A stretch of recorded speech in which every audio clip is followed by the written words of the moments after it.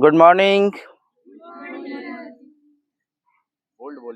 थोड़ा सा स्पोर्ट्समैन है आप लोग, निकालिए जोर से। Good morning. कैसे हैं आप सभी? मेरा नाम भिक्षु संरक्षिता है। सुनाई दिया? संरक्षिता। और मैं धनबाद झारखंड से हूँ। और आप सभी की तरह मैं भी एक स्पोर्ट्समैन रहा, और इसीलिए आप सभी के बीच में आया हूँ। मैं एक नेशनल पावर लिफ्टर रहा हूँ। पावर लिफ्टिंग जानते हैं ना? क्या होता है? हाँ, तो अभी लगातार मैं मेडिटेशन लगातार गांव-गांव घूम करके लोगों को मेडिटेशन करा रहा हूँ, और इसी क्रम में आप लोग के यहाँ भी आज पहुँचा हूँ। और आज आप भी अभी तक मेडिटेशन किए हैं या नहीं अभी तक आप लोगों ने? कौन सा मेडिटेशन सर कराते? श्वास का। बढ़िया है। कब से लगातार कर रहे हैं?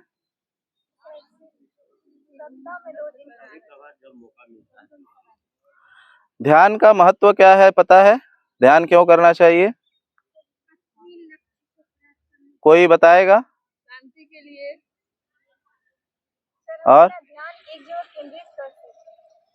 और बताए, कॉन्फिडेंस रखे अपने अंदर में, जो भी जानकारियां हैं बताए मुझे।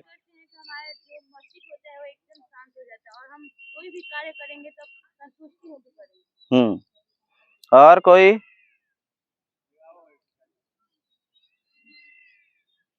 बताते जाए, जिनको भी जो जानकारियां हैं बताएं। रिलैक्स होने के लिए। गुड। और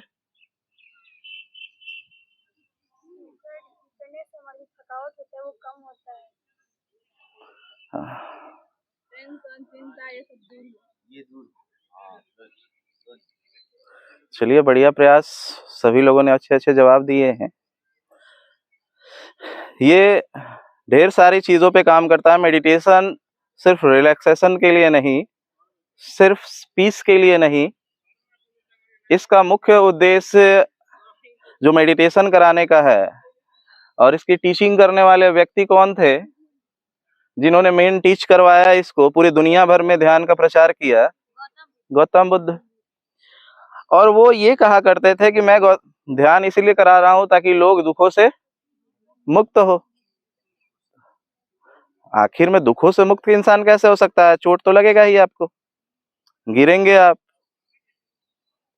या फिर जो आता है कि हम एजुकेशन में आगे जाना चाहते हैं, या फिर आप स्पोर्ट्स में आगे जाना चाहते हैं, किसी भी फील्ड में जाना चाहते हैं।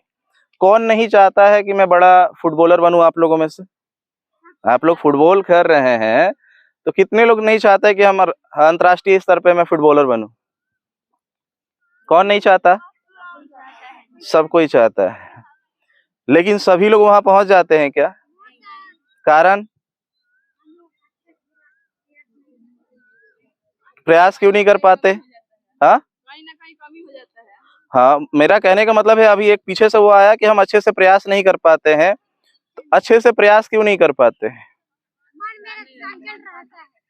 गुड, बहुत अच्छी बात। अच्छा जवाब दे रहे हैं आप। तो मन का स्वभाव ही है चंचल रहना, और मन का जो स्वभाव है, जब इसके हम समझ जाएंगे तो हमें समझ में आएगा कि मेडिटेशन का, ध्यान का महत्व क्या है। मन बहुत चंचल होता है, ये बहुत सटीक जवाब उन्होंने दिया। और मन का जो स्वभाव है वो अनुशासन पसंद नहीं करता है। हर व्यक्ति चाहता है कि मैं अंतर्राष्ट्रीय फुटबॉलर बनूं, लेकिन सभी कोई नहीं बन सकते। क्यों नहीं बन सकते? क्योंकि वो अपने मन के ऊपर उनका कंट्रोल नहीं होता है। क्योंकि जैसे ही प्रैक्टिस हार्ड हो जाएगा एक दिन, और अगले दिन ही बॉडी हीट हो जाता है। जैसे किसी दिन ज्यादा प्रैक्टिस होता होगा तो बॉडी हीट होता होगा ना, और अगले दिन सुबह उठने में तकलीफ, छोड़ देते हैं ना, आज नहीं जाएंगे कल जाएंगे ना। या फिर आप लोग एजुकेशन में भी ये देखते होंगे कि 4 बजे का आपने अलार्म लगाया है, और 4 बजे अलार्म बज रहा है। रात में आपने सोचा कि सुबह 4 बजे मुझे उठना है, लेकिन सुबह जब 4 बजे अलार्म बजता है तो फिर अंदर से कोई कहता है कि थोड़ा सा और सो लेते हैं, आधे घंटे में 4:30 में उठ जाएंगे। 4:30 होता है तो बोलते हैं थोड़ा देर और, फिर 5 बजे बोलते हैं नहीं थोड़ा देर और सो लेते हैं, अब उठ जाएंगे। तब तक अलार्म सुना ही नहीं देता और गहरा नींद आ जाता है, और 6-7 बजे नींद खुला और फिर हम पछताते हैं कि नहीं जा पाए। अगले दिन से पक्का। तो अगले दिन से जो पक्का का चीजें आ जाती है, एक्चुअल में जब हम इसे समझने की कोशिश करेंगे कि ये शरीर और ये मन दोनों अलग अलग है, क्योंकि अगर अलग अलग ना होता तो रात में जिसने डिसीजन लिया था, निर्णय लिया था कि सुबह 4 बजे उठना है, तो 4 बजे डिस्टर्ब करने वाला कौन था? मन था ना। डाइट फॉलो करने कौन नहीं देता? बोलता है चलो ना आज थोड़ा चाट फास्ट फूड खा लेते हैं, कौन सा दिक्कत है। या फिर हम सोचते हैं कि एक दिन एब्सेंट हो जाएगा तो क्या दिक्कत है। मन का जो स्वभाव है, अगर उसको आपने 4 बजे का टाइमिंग दिया तो वो कंफर्म है कि वो 4 बजे वो डिस्टर्ब करने का काम करेगा, क्योंकि ये ना अनुशासन को मानना चाहता है ना संकल्प को। क्योंकि जिसने भी अनुशासन और संकल्प को साध लिया, वो व्यक्ति जीवन में उसे सफल होने से कोई भी व्यक्ति रोक नहीं सकता है, क्योंकि ये प्रकृति का नियम है, लॉ ऑफ नेचर, कि जो भी अनुशासित और संकल्पित होगा वो जीवन में सफल होगा। क्या है? जो अनुशासित और संकल्पित होगा वही अपने जीवन में सफल होगा। क्योंकि किसी भी चीज को, किसी भी लक्ष्य को जो हम साधते हैं कि मुझे इस कार्य को करना है, उस कार्य को करने से ढेर सारी चीजें हमें रोकती है। हमारा डिसिप्लिन, अनुशासन, जो हम एक अंतर्राष्ट्रीय खिलाड़ी 2 घंटे के प्रैक्टिस से नहीं बनते। 24 आवर्स जो हमने अपना दिनचर्या को रखा है, दैनिक जो डेली रूटीन जो होता है, समझते हैं ना डेली रूटीन। तो आपका डेली रूटीन क्या है? कोई एक खड़ा होकर के बताएगा? कोई एक व्यक्ति खड़ा होकर के बताए, सुबह से लेकर के 24 घंटे का अपना रूटीन बताए। बताए बताए।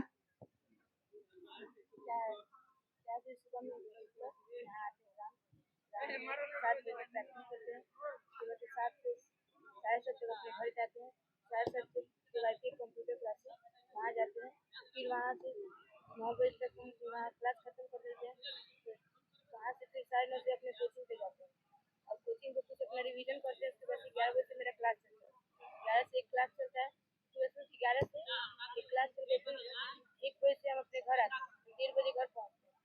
1:30 बजे घर पहुँचते हैं तो आधा घंटा रेस्ट करते हैं, और एक जगह पढ़ाने जाते हैं। 2 से 3 पढ़ाते हैं, फिर 3 से घर आते हैं। 1 घंटे जो भी घर का काम है वो करते हैं। उसके बाद से 4 बजे से फिर मेरा जो प्रैक्टिस होता है अपना वो करते हैं शाम को। फिर 5 तक प्रैक्टिस करते हैं, 6 घंटे बॉडी को रेस्ट देते हैं। उसके बाद से घर का काम, उसके बाद से 7 बजे से पढ़ने बैठते हैं और 9 बजे तक पढ़ते हैं। उसके बाद से खाना खा के खाना खा के सो जाते हैं। कितने बजे? 10 बजे। और 10 से 4 के बीच में टाइमिंग क्या है?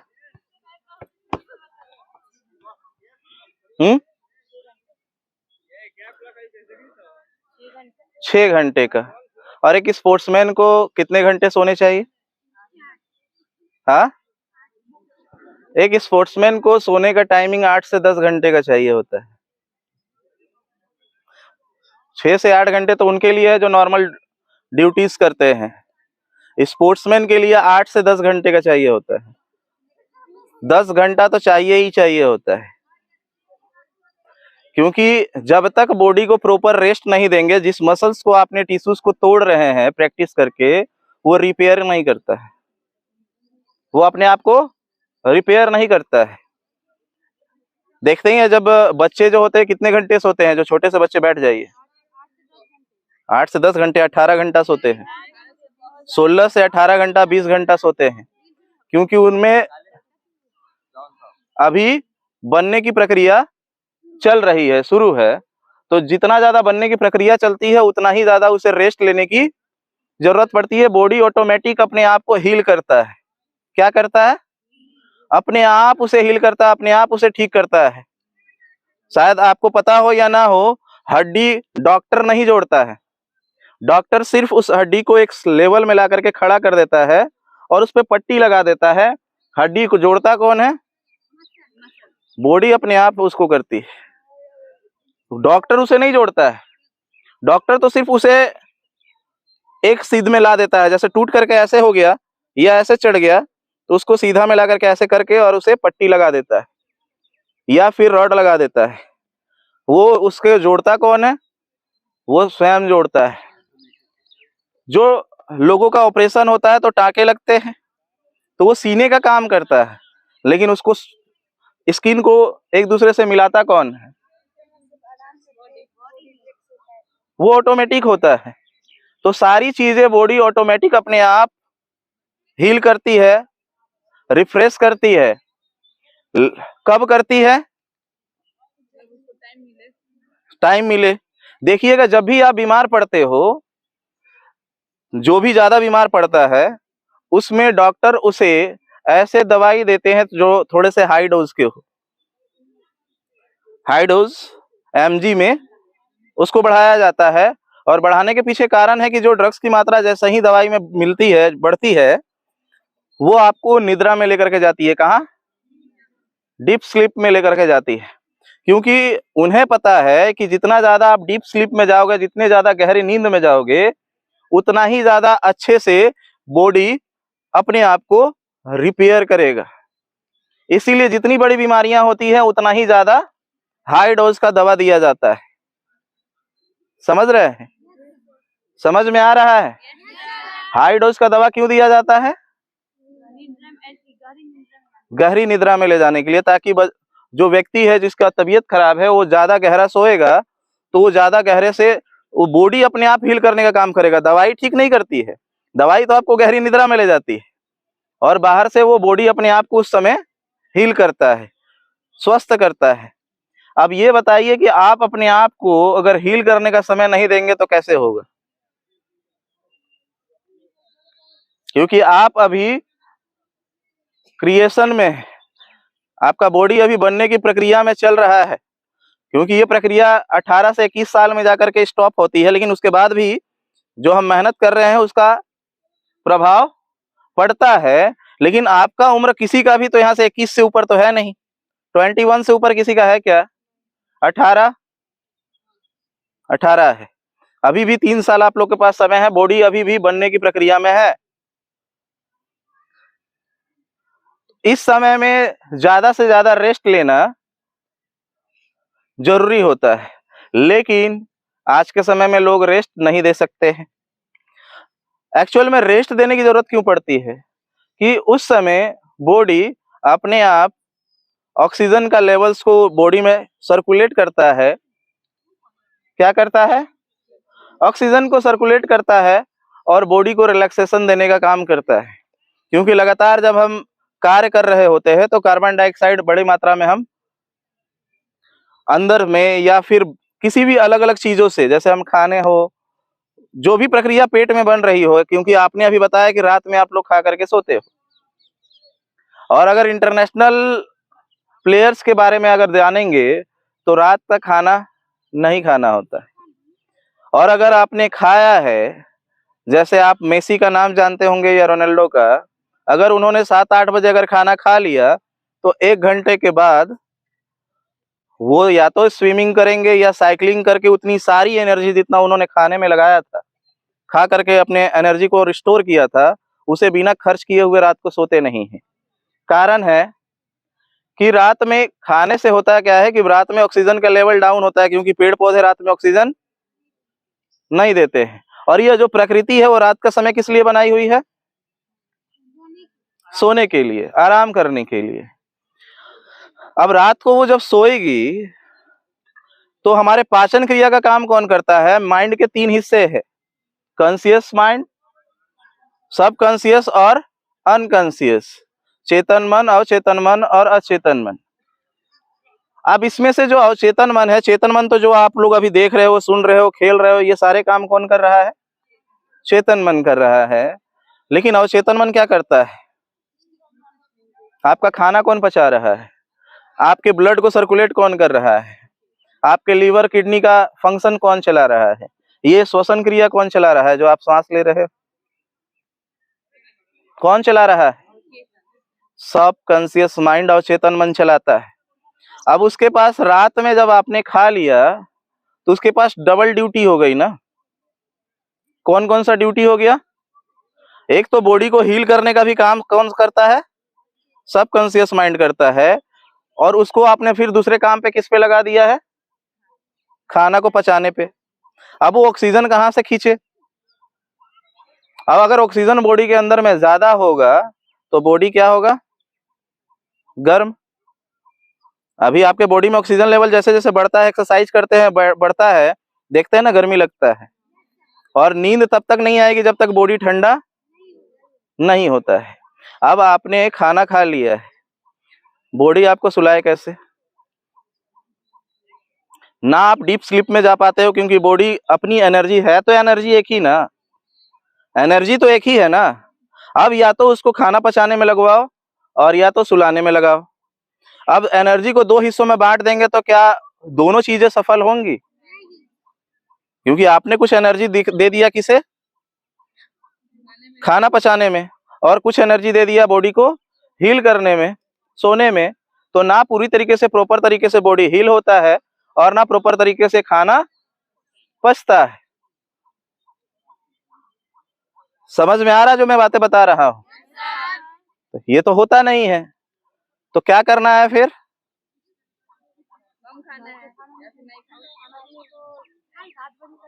हाँ, अब सही बात बोले कि 7 बजे तक खा ले, ताकि सोने से बीच में कम से कम 3 घंटे का 3 घंटे का गैपिंग होना चाहिए सोने से, खाने से और सोने के बीच में 3 घंटे की गैपिंग जरूर रखें। घर में अपने आप को बोलिए कि हमें जल्दी शाम में खाना खाना है, 6 बजे बना दीजिए ताकि 7 बजे तक। और नहीं तो घर वाले को परेशान करने की जरूरत नहीं है, ऐसे भी। हाँ, बेटर होगा कि सुबह का खाना ज्यादा अच्छे से ज्यादा खा लेना है, प्रोटीन वाले और पौष्टिक आहारों को। और शाम का जो भोजन ले 7 बजे का, घर वालों को परेशान मत कीजिए, ऐसे भी दलिया मिलता है, दलिया ही बना लीजिए, दलिया भी फायदा करता है। तो दलिया या ओट्स भी खा सकते हैं। दलिया जानते हैं ना? हाँ, तो वो आंगनबाड़ी में मिलता है, वो वाला नहीं, मतलब अगर जिस तरीके से सुविधा अनुसार, क्योंकि पता नहीं कौन से मटेरियल से बनाते हैं। अब वो बचे हुए गेहूं से बनाए हुए हैं, वेस्ट गेहूं से बनाए हुए, या स्वस्थ गेहूं से, हेल्दी, मुझे नहीं पता कि वैसा कहाँ मिलता है, अच्छा मिलता है या नहीं। आप लोग देख लें कि वो जो आप लोग को पैकेट यहाँ पे मिलता है वो किस तरीके का है, क्योंकि अधिकतर अभी जिस तरीके से चल रहा है वो सरकार वाले कोटे में अधिकतर वैसे ही प्रोडक्ट आ रहे हैं। तो शाम का अपने से घर वालों को परेशान ना करके स्वयं से उस काम को करना। कोई भी व्यक्ति सक्सेसफुल तब होता है जब वो 24 आवर्स का शेड्यूल खुद से मैनेज करता है। कैसे करता है? खुद से मैनेज करता है 24 आवर्स का। चाहे वो अपने कपड़े धोने से लेकर के अपने सारे काम करने। जैसे हम क्या करते हैं कि खाना खाए और मम्मी के लिए बर्तन, हाँ,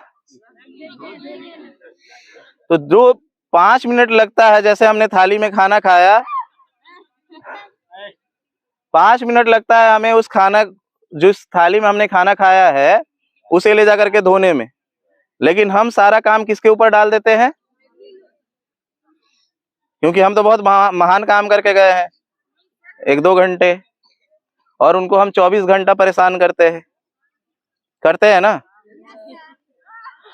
अब एक खास बात मैं आप लोगों से पूछना चाहता हूं फाइनली। 2 इंटरनेशनल लेवल के जो प्लेयर हैं, जैसे रोनाल्डो और मेसी, दोनों ही अनुशासित और संकल्पित है और वेल ट्रेंड है, तभी तो उस जगह पे है रोनाल्डो और मेसी। आप बताइए उन दोनों में जीतेगा कौन? दोनों का तो टक्कर ही होता है। टक्कर होता है तो जीतता कौन? जीतेगा कौन और किस कारण जीतेगा? हाँ, क्या क्या? रोनाल्डो मैंने नाम नहीं पूछा। नहीं, वो मेडिटेशन करते हैं इसी कारण अपने मन को ध्यान की जो एट ए टाइम दिमाग को वहाँ पे पेशेंस रख पाए ग्राउंड में वही रोनाल्डो, मैंने नाम नहीं पूछा कि कौन जीतेगा। रोनाल्डो कैसे जीतेगा? अगर आपने नाम बताया रोनाल्डो जीतेगा तो रोनाल्डो क्यों जीतेगा मेसी से? उसके पास टेक्निक हम्म, यार टेक्निक दोनों के पास है, तभी तो इंटरनेशनल लेवल पे गया है। टेक्निक दोनों के पास है। होगा कि हमको जीतना ही है। अच्छा, आपका कहने का मतलब है कि रोनाल्डो हारने के लिए उतरा हुआ है और मेसी जीतने के लिए उतरा हुआ है। दोनों जीतने के लिए उतरे हुए हैं। टक्कर का तो लड़ाई होगा, लेकिन जीतेगा कौन? अब सही जा रहे हैं। जीतेगा मन। Present of mind. बात है कि सामने वाला भी उसी रफ्तार से बॉल के साथ जगलिंग करना जानता है, या फिर उसके पास भी वही स्पीड है। जैसे एक फाइटर्स के साथ में जो दो कराटे लड़ने वाले में पंच का स्पीड दोनों का है, लेकिन फिर जीतता कौन है? भाई बार बार लोग बोलते हैं कि प्रैक्टिस जो ज्यादा करेगा। भाई प्रैक्टिस तो दोनों ज्यादा कर रहा है, फिर कौन जीतेगा? जो उससे समय ध्यान लगाएगा। ऐसे नहीं, आप लोग देखते होंगे कि टेक्निक सिखा रहा है कि देखो कोई वार करेगा तो ऐसे पटकना। तो भाई वैसे पटकने वाला बात तो वो भी वीडियो देख रहा है ना, कि मुझे इस टेक्निक से वो पटक सकता है। या फिर आप भी देख रहे हो कि नहीं नहीं मुझे फुटबॉल ग्राउंड में ऐसे जगलिंग करते हुए निकलना है। जो वीडियो आप यूट्यूब पे देख रहे हो वही तो दूसरा भी देख रहा है। जो ट्रेनिंग आप कर रहे हो, हमारी स्थिति है उस टाइम हम उसको यूज करें। हाँ, चीजें आती है कि हम present of time, present of minds में कितना है, कितना हम ज्यादा प्रेजेंट में है, और प्रेजेंट में रहते हुए एट ए टाइम सिचुएशंस के अकॉर्डिंग, ये नहीं सिचुएशंस के बाहर जा करके। हम क्या कहते हैं कि हम आज दिमाग में बैठा लिए हैं, आज जाएंगे ओपोनेंट से मेरा मैच है, हम ऐसे ऐसे कट मारेंगे, और उसी का प्रैक्टिस करके चल दिए है। और पता चला कि सामने वाला जो विरोधी पार्टी है, विरोधी जो टीम है, उसने आज अपना स्ट्रेटेजी को चेंज कर दिया है, और आप वहीं पे फेल हो जाते हैं, क्योंकि आपने एक स्ट्रेटेजी बना लिया है कि इसी तरीके से, जैसे क्वेश्चन आंसर का एग्जाम में होता है कि आज इस पैटर्न से ही तैयारी करके गए हुए हैं, और क्वेश्चन को थोड़ा सा उलट फेर करके दे दिया जाता है, तो क्या होता है? नहीं कर पाते हैं। तो इस माइंड के उस स्तर पे पहुंचना, कॉन्शियसनेस के उस स्तर पे पहुंचना, जहां से कोई भी परिस्थिति हमारे सामने निर्मित की जाए, हम उसे हैंडल कर सके।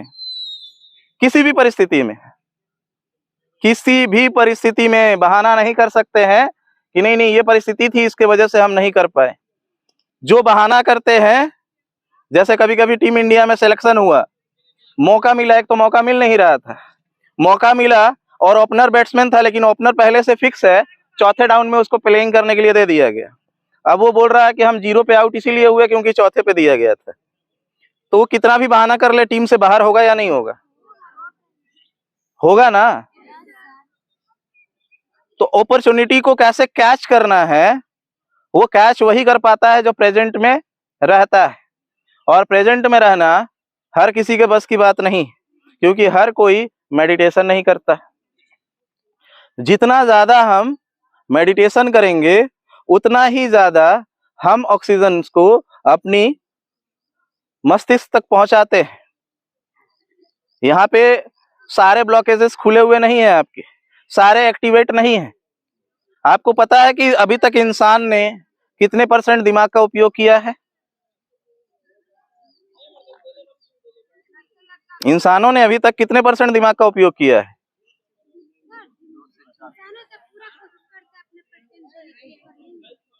वही तो, इसीलिए तो नहीं हो पाता है, क्योंकि उसने अभी उसको बढ़ाया नहीं है।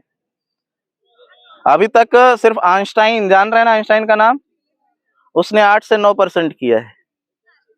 तो आप बताइए आपका कितना हुआ होगा?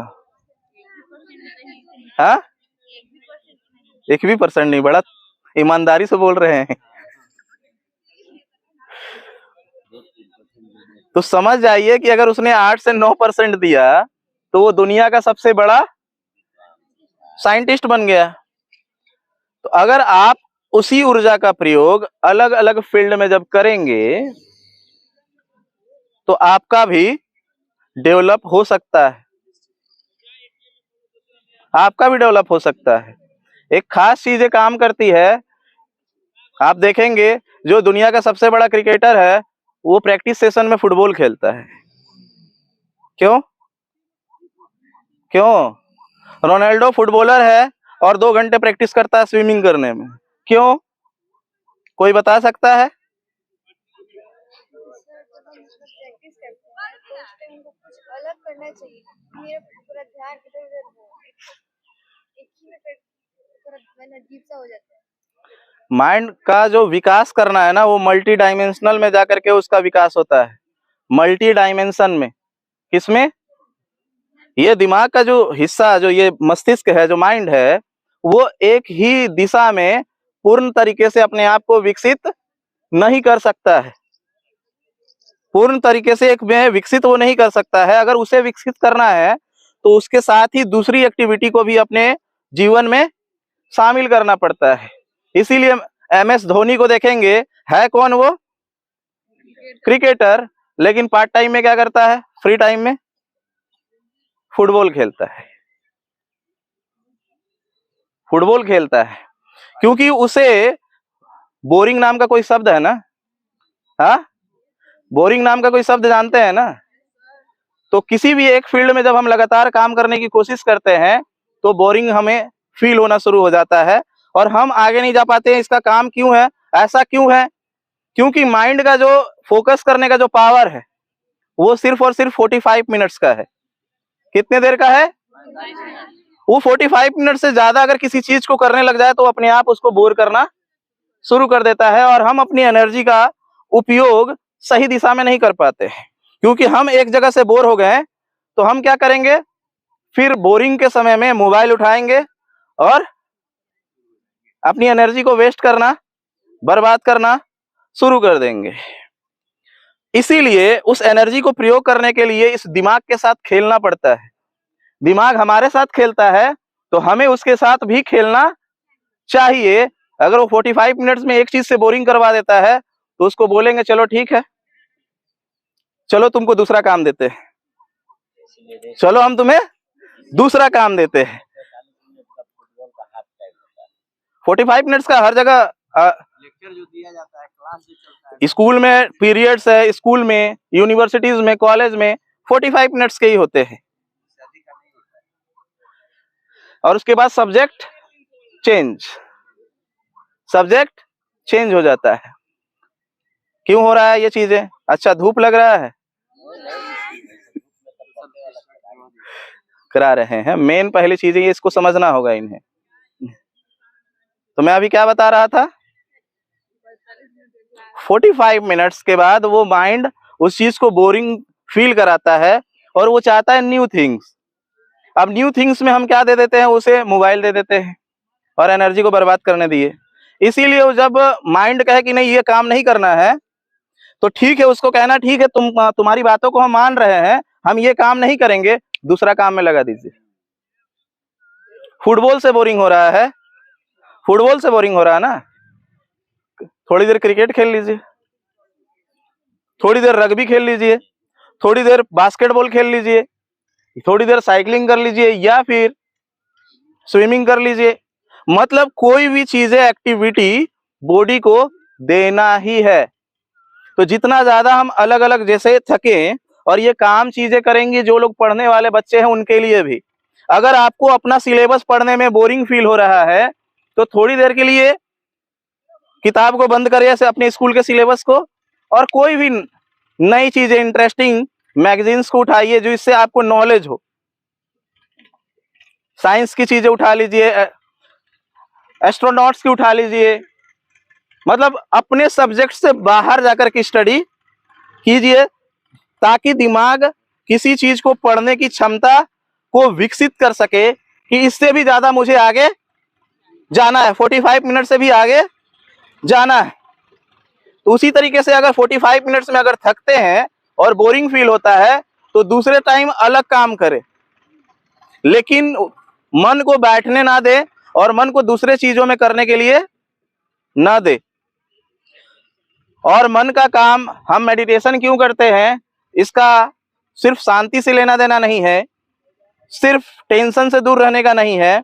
जो अनुशासन जो हम चाहते हैं कि 24 घंटे हमारे जीवन में हो, डिसिप्लिन, और जो संकल्प हमने लिया है, लक्ष्य बनाया है एक अच्छा सक्सेसफुल फुटबॉलर बनने का, उसको पूरा करने में रास्ते में जितने भी बाधाएं आएंगी उसे हम डट करके मुकाबला कर सकते हैं।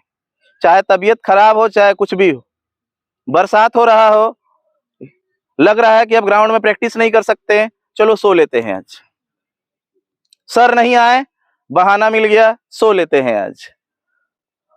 सर थोड़ी देर के लिए छुट्टी दे दीजिए, सो लेते हैं।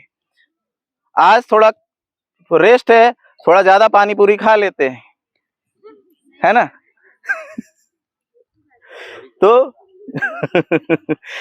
खाने की दिक्कत नहीं है। जब आपका गेम, जब मैच हो ना, मैच खत्म होने के बाद खाया कीजिए, थोड़े समय के लिए मन को शांति दे दीजिए।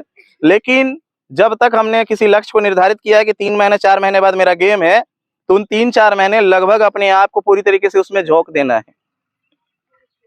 तो मेडिटेशन का जो मूल फायदा आपको मिलने वाला है वो आपके अनुशासन को और संकल्प को बढ़ाने के लिए, और दूसरा प्रेजेंट में रहना। और जब हम प्रेजेंट में रहते हैं तो ऑटोमेटिक इसका आउटपुट है कि आपको शांति मिलेगी ही मिलेगी। ठीक है ना। तो थोड़ा सा माइंड को शार्प करने के लिए जो पढ़ाई करते हैं उनके लिए 2 टेक्निक्स बता रहा हूँ हाथ के, उसे कर लीजिए। उसके बाद थोड़ा सा वार्म अप करके हम मेडिटेशन में बैठ जाएंगे। बैठे बैठे इस हाथ को इस तरीके से कीजिए। ये बाघ का होता है ना, ऐसे करते हैं ना, ऐसे, और इसको ऐसे मिला देना है। आप सबको मिलाइए इसको ऐसे गोल, ठीक है। ये और ये अंगूठे को ऐसे राउंड अप करना है, फ्रंट फॉरवर्ड 10 टाइम्स, फॉरवर्ड अंगूठे को फॉरवर्ड। आगे पीछे दोनों ये चीजें आपका माइंड को और ज्यादा प्रेजेंट में रहने के लिए काम करेगी। आप फुटबॉल में है ना, इसमें भी काम करने वाली है। अभी आपको दिखेगा कैसे, बैकवर्ड 10 टाइम्स, पीछे की तरफ। हाथ ऐसे नहीं होगा, ऐसे नहीं होगा, ऐसे ही का ऐसे ही रहेगा। 10 टाइम्स बैकवर्ड,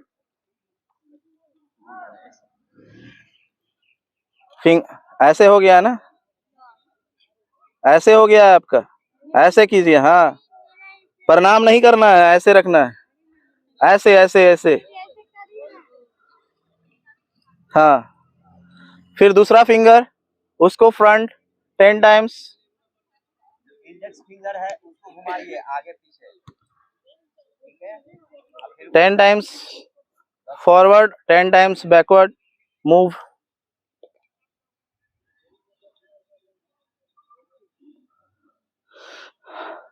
दिक्कत आपको होने वाली है मिडिल फिंगर और रिंग फिंगर में। मिडिल फिंगर, उंगली कोई भी हटना नहीं चाहिए, सारी फिंगर सब अपने में टच हो। फिंगर को घुमाइए एक दिशा में, माने 10 बार करिए 10 टाइम्स। अब फिर उल्टा करना है। अभी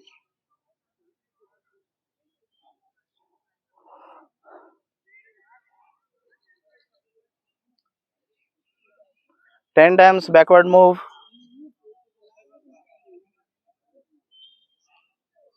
रिवर्स रिवर्स। खासा ध्यान दे कि हाथ ऐसे ही का ऐसे ही रहे, ऐसे ना हो जाए, ऐसे ना हो जाए, और कोई भी उंगली किसी से भी अलग ना हो।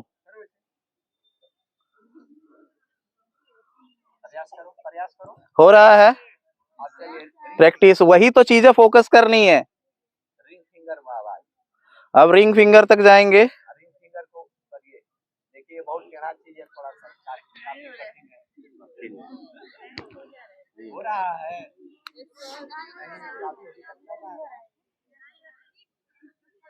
प्रयास कीजिए, हो जाएगा। देखिए हमारा हो रहा है। सर टेम्पल टेम्पल ऐसे खड़ा करिए, ऐसे गोल रखिए। हाँ इस तरह हाँ,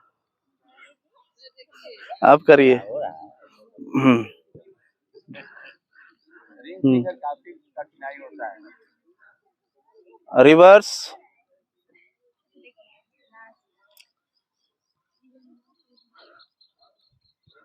हो रहा है, प्रॉब्लम हो रही है।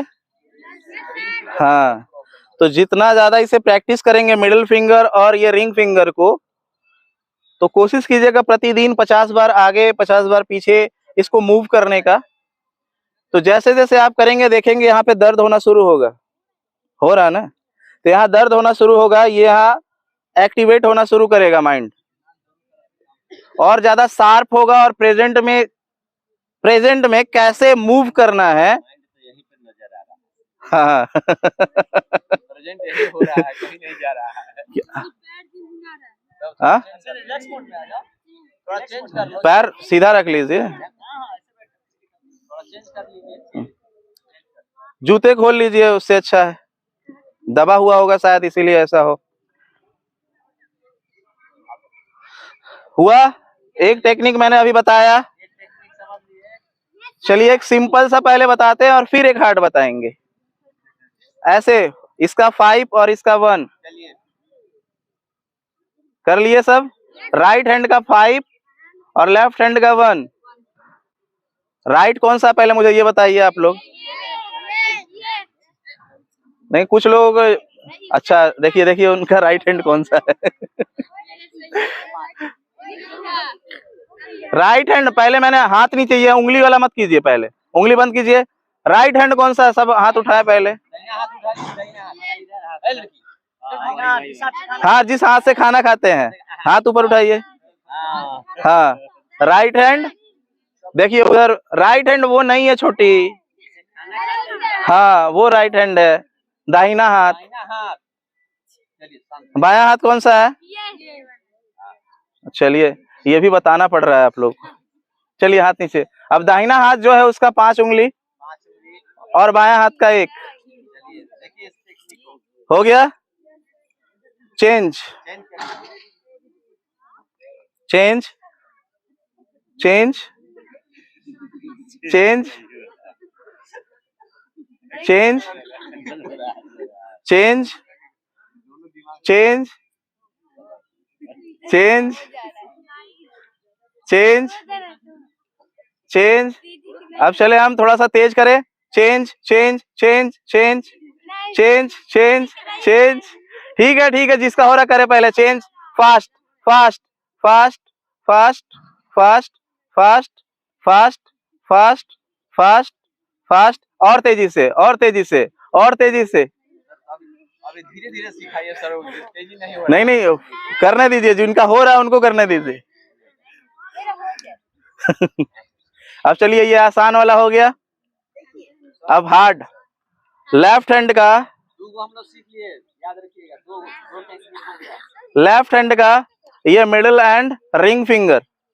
लेफ्ट हैंड का middle and ring finger. Left hand का मिडिल एंड रिंग फिंगर। ये अंगूठी पहनने वाली है। अंगूठी किस में पहनते हैं? हाँ, तो वो 2 मिडिल एंड रिंग फिंगर। ये 5 में से ये मिडिल है और ये रिंग फिंगर है। तो कानी उंगली भाग जा रहा है और पढ़ना पड़ रहा है। ये लेफ्ट हैंड का अपने पास रखे, इतना ऊपर ना उठाए, यहाँ पे रखे। मैं ऊपर दिखा रहा हूं आप लोग को।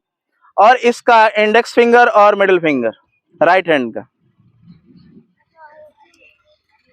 याद रखिए, इधर इधर देखिए। हाँ गुड, हो गया सबका। चेंज। अब जो इसमें का 2 था वो अब इसमें का चला जाएगा। चेंज। अरे करिए तो सही। हाँ, इसको चेंज कीजिए धीरे से। ध्यान दीजिए इधर, पूरा फोकस अपने उंगली पे कीजिए, मुझ पे करने की जरूरत नहीं है। अपने ही हाथों को देखिए कि कौन सा फिंगर है। ये चेंज कीजिए, मेरे तरफ देखने की जरूरत नहीं है, अपना ही चेंज कीजिए। चेंज अरे करिए तो सही, नहीं हो रहा है, इसीलिए तो बताने आए हैं। हाँ, चेंज, प्रयास प्रयास करिए, प्रैक्टिस आपको परफेक्ट कर सकता है, तो प्रैक्टिस प्रैक्टिस, चेंज चेंज। इससे आपको समझ में आएगा कि आपका माइंड कितना ज्यादा एक्टिव है। फोकस माइंड इसी पर जो नहीं कर पाएगा समझ लीजिए कि हाँ दिमाग कितना प्रैक्टिस, चेंज। अरे मजा लीजिए, किसी भी चीज को सीखने में मजा लीजिए, सीरियस मत होइए, सीखिए, मजा लीजिए कि हाँ चलो कोई नया चीज सीखने को मिल रहा है, नया चीज करना है। हो रहा है तो चलिए, जिन लोगों का हो रहा है थोड़ा सा तेज, फास्ट। अब देखिए, आप लोग बैठिए नहीं, प्रैक्टिस कीजिए, धीरे कीजिए लेकिन कीजिए। मैं फास्ट करा रहा हूं उनके लिए जो फास्ट कर सकते हैं। ये हो रहा है, गुड। चलिए फिर से अब एक इजी वाला बताते हैं। अब ऐसे कीजिए, अपने तरफ चेहरा रहेगा ऐसे फाइट का, और राइट हैंड का अंगूठे को खोलिए साइड में, राइट हैंड का सिर्फ, और लेफ्ट हैंड का लिटिल फिंगर, लेफ्ट हैंड का लिटिल फिंगर इस साइड में, जिस साइड में अंगूठा है उसी साइड में इशारा करते हुए होगा, इशारा करते हुए लिटिल फिंगर को उधर। हाँ, ये चेंज। अब इसमें का अंगूठा और इसमें का little finger, change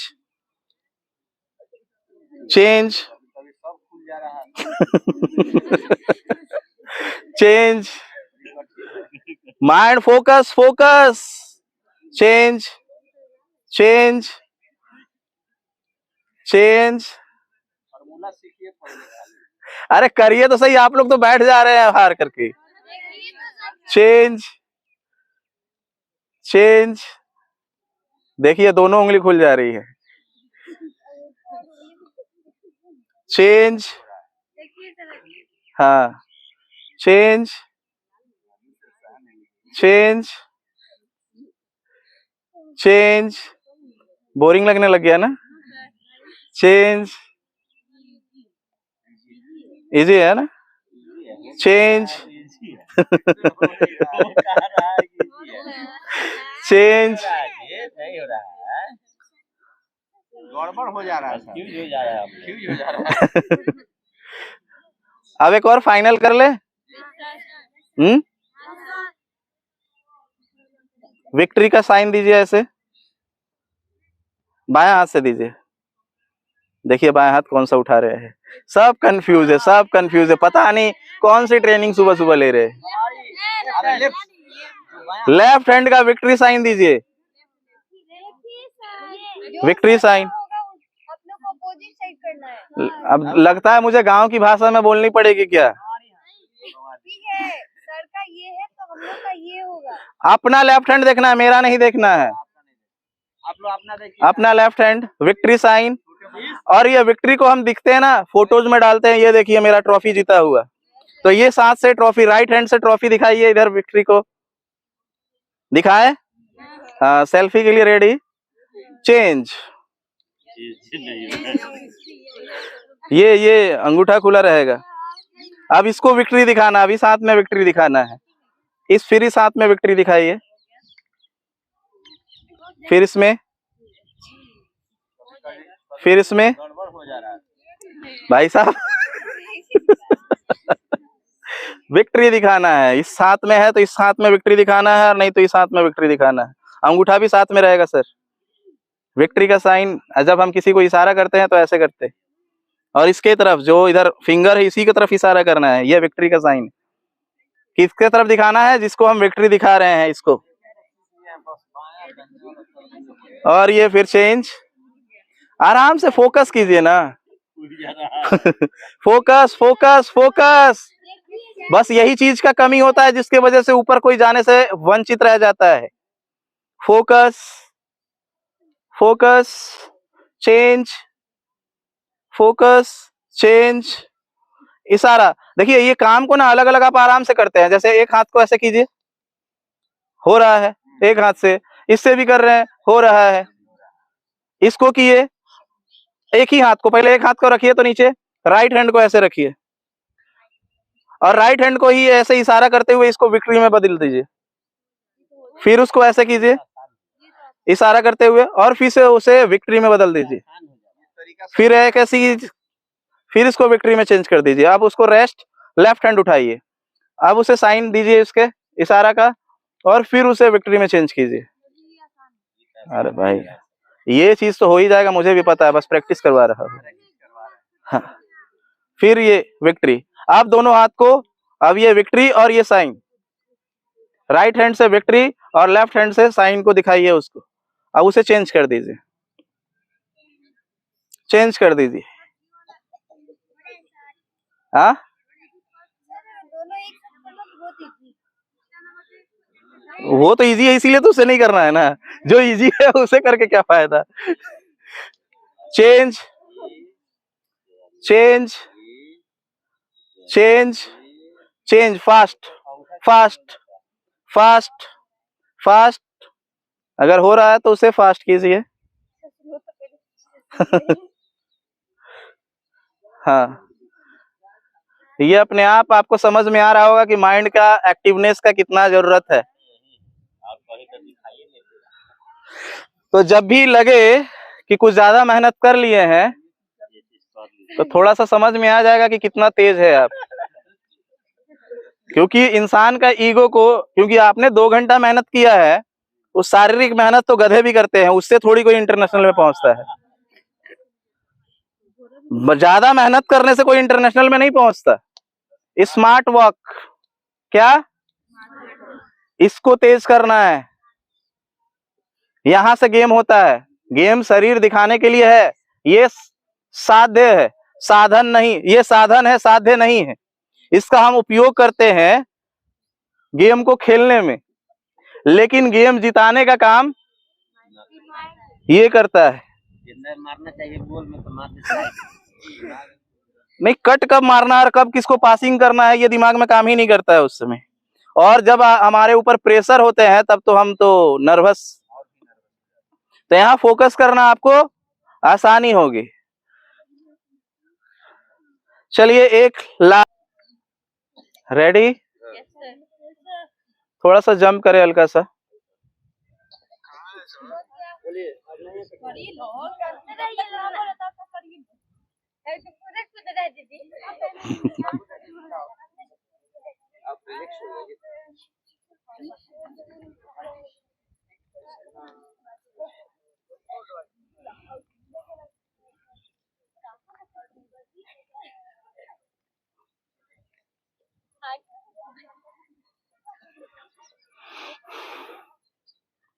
move move हल्का सा और जंप कीजिए, थोड़ा बॉडी को हिट होने दीजिए।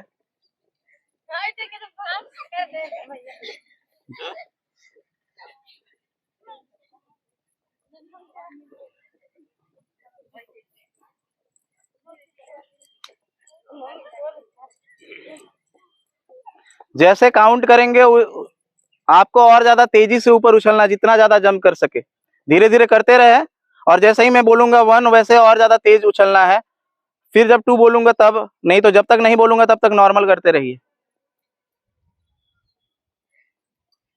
1, मैंने बोला लगातार करने के लिए, मैंने बोला जब 1 बोलूंगा तो पूरा उछलना है, और नहीं तो धीरे धीरे कर रहे हैं, धीरे धीरे, और जब 1 बोलूंगा तब, 2 बोलूंगा तो फिर और, हाँ चलिए करते रहिए। 2 नॉर्मल नॉर्मल नॉर्मल, 2 बोल दिया तो बस, अब फिर नॉर्मल करने लग जाइए। और पूरा हाइट पे इतना ही कम उछलते हैं क्या? इतना तो मैं उछल सकता हूँ, मेरा जी इतना वजन होने के बाद। 3, अरे नॉर्मल, फिर वही लगातार कर रहे हैं, नॉर्मल नॉर्मल जंप करते रहिए। 4, 5,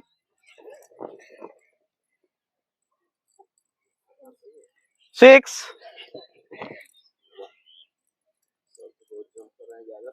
7 8 9 10 रिलैक्स। बढ़ जाइए। नहीं बैठ।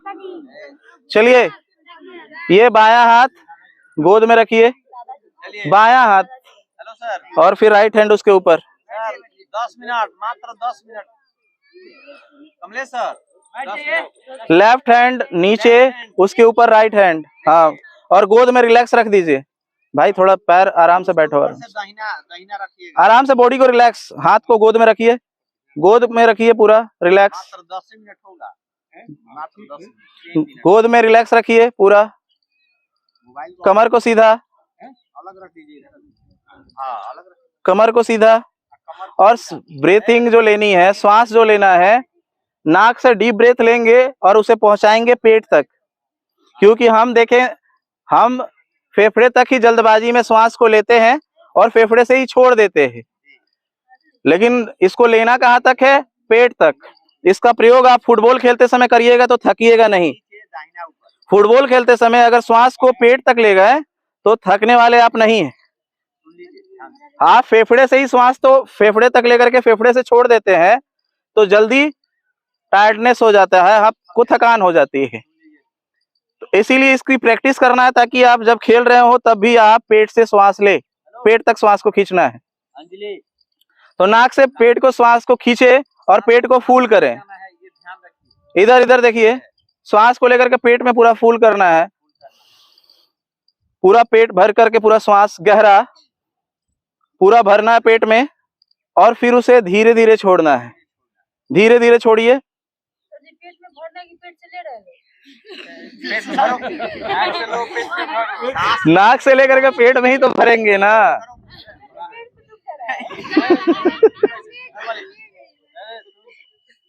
सांस खींच लो, उसमें भरो, अंदर भरो, और फिर धीरे धीरे छोड़ो। चलिए, एक उंगली यहाँ पे रखिए, नाक के पास, नाक के पास उंगली रखिए। गहरा सांस लीजिए, गहरा लीजिए, छोड़िए। श्वास अंदर गया तो ठंडा महसूस हुआ और बाहर आया तो गर्म आया, महसूस हुआ ना? उसी को ठंडी अंदर जाती हुई जो श्वास है वो ठंडी और बाहर आती हुई गर्म है, उसी को यहाँ पे देखना है आंख बंद करके।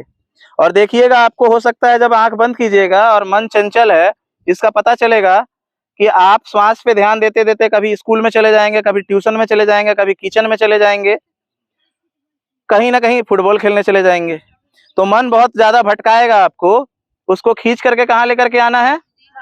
श्वासों पे, श्वासों पे लेकर के आना है। ये श्वास ही आपका बनेगा जो आपको वर्तमान में लेकर के जाएगा। तो श्वासों पे ही अंदर जाते समय और बाहर आते समय श्वासों को ही देखते रहना है। अब उंगली को नीचे रख दे। लास्ट में जब ध्यान को खत्म होगा, मैं बोलूंगा सबको ऐसे हाथ को रगड़ने के लिए, आंखें खोले सब, ऐसे हाथ को रगड़ने बोलूंगा, हाथ रगड़ेंगे और जैसे ही हाथ गर्म होगा, हाथ को यहाँ आंखों पे रख देंगे और धीरे धीरे अपने ही हथेलियों को देखते हुए आंखों को खोलना है। समझ में आया? ये आखिर में करना है। अब सब कोई बैठ जाए, लेफ्ट हैंड गोद में, उसके ऊपर राइट हैंड। 10 मिनट तक, जब तक मैं ना कहूं, कोई भी आंखें नहीं खोलेगा। देखना है कि अपना फोकस पावर कितना ज्यादा है आपका, कौन कितना ज्यादा तक बैठ सकता है बिना आंख खोले हुए। मन आंख खोलने के लिए मजबूर करेगा कि थोड़ा बगल वाला को देख लेते हैं, कौन आंख खोले हुए है, कौन आंख बंद किए हुए। ठीक है, लेकिन किसी को देखना नहीं है। आंखें बंद, आंखें बंद सभी के। 35 हो गया। डीप ब्रीथिंग लीजिए, गहरा श्वास, पेट भर के गहरा श्वास लीजिए और फिर उसे धीरे धीरे छोड़ना है, एकदम स्लोली स्लोली। श्वास को धीरे छोड़ना है, लेना गहरी है, छोड़ना धीमे धीमे है। और अपनी आती जाती श्वासों को देखते रहना है। चीटिंग नहीं, कोई चीटिंग नहीं। एक दूसरे को ना देखे कि कौन देख रहा है और नहीं देख रहा है।